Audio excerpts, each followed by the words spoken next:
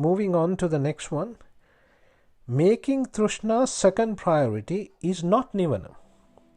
So if just because one makes Trishna second priority, he's putting Trishna to number 2, doesn't mean he will achieve Nibbhana. By knowing Adinava, which is Anicca, Dukkha and Anatta, and getting rid of the Upadana is the Nibbhana. So here what you have to understand is Adinava. So focusing on Adinava and getting rid of the clinging or the Upadana is what you need to be concentrating on. Right? So Anicca, Dukkha, Anatta is what you need to see. In the Anguttara Nikaya 2, Trishna Sutra, there is a sutra called Trishna Sutra. It talks about this. If one makes Trishna second, Trishna is Tanha, right? The attachment.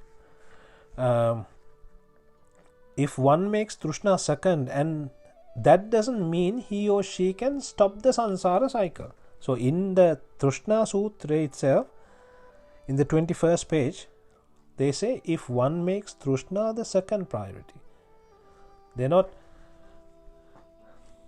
focusing on Trishna. They put it as number 2. But that doesn't mean that they will get to the end. They will close the cycle. They will stop the samsara. Right? If one gets to know Adinava and gets rid of the Upadana, he or she can overcome the samsara. So that is what the Trishna Sutra says. So the idea is not letting everything go. In other words, we learnt about this. It's not about letting everything go. It's not about not having any desire. Stopping everything is not about that. It's about Raga, Dvesha and Moha. And there are certain kinds of Trishna that you have to have in order to walk the path. Sangyukta Nikaya 2, Nibbhana Sutra. It's also called Paticca Samuppada Sutra. In 173rd page, they are talking about the way to do this. The way to achieve Nibbhana. Whether it's past or present or future. If there is anything that gives a desire or attachment feeling, seeing that it is Anicca, Dukkha and Anatta,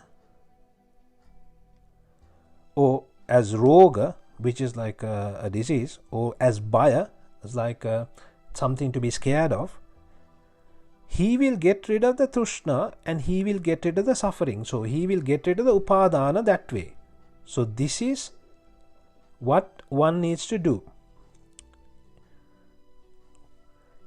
I will repeat that. If there is anything that gives a desire or attachment feeling.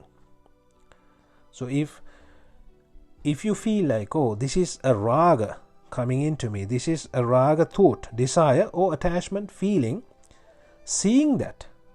So now you understand, oh, that's a raga thought. And seeing that as it is anicca, it's not going to fulfill.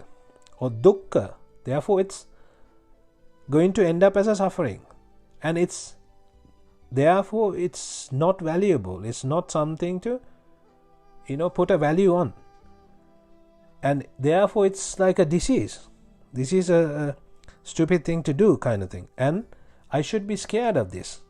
And having that thought, when someone does this exercise again and again and again, he will get rid of the trishna and he will get rid of the upadana and he will get rid of the suffering.